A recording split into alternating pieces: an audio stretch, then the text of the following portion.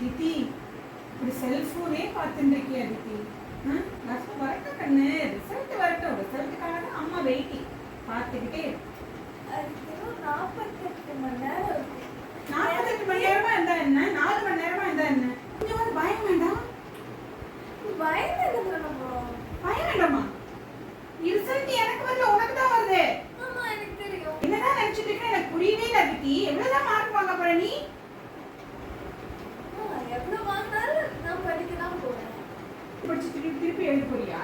எப்படி எழுத முடியும்? எப்படி அப்புறம் சொல்ற? எனக்குலாம் அப்படியே பயம் பத்திரம் அப்படியே பயந்துட்டு இருந்தேன் தெரியுமா? 10th ரிசல்ட் வரும்போது எல்லாத்துக்கும் பயந்துட்டே இருப்பியா? நீ கொஞ்சம் கூட பயப்பட மாட்டேங்கிறியே. இப்போ உனக்கு என்ன பயப்படணும்? அவ்வளவுதான்.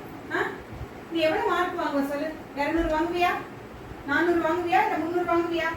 எவ்வளவுன்னு சொல்லு எனக்கு. சரி, உனக்கு ஒரு டாஸ்க். நீ நான் 200 வாங்கினா என்ன வாங்கி தருவேன், 300 வாங்கினா என்ன வாங்கி தருவேன், 400 வாங்கினா என்ன வாங்கி தருவேன்? 200 மார்க் வாங்கினா கண்டிப்பா பனிக்குடி வாங்கி வெளில அனுப்பிச்சுடுவேன். நீ வேச்சிட்டு வாங்க. 300க்கு கொஞ்சம் உன்னை வசதி காட்டுற மாதிரி ஆடு மாடு வாங்கி ஒரு தலையில துண்டை போட்டு டெய்லி அப்படியே போய் மேய்ச்சிட்டு வா அப்படின்னு கண்டிப்பா அனுப்பிச்சுடுவேன். பரவாயில்லையா? பரவாயில்லையா? வரட்டும். அன்னைக்கு இருக்க உனக்கு கட்சி பார்த்துக்கிட்டே இரு. நீ வீட்டுல ஒரு வேலை செய்யாத, இப்படியே செல்போனை பார்த்து என்னதான் சிரிப்பியோ எனக்கு தெரியல.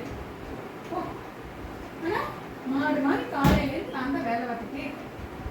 அழகா சேர் மேல கால் போட்டுட்டு அதை பார்த்து பார்த்து சிரிச்சுக்கிறேன். நீ என்னவோ பண்ணு.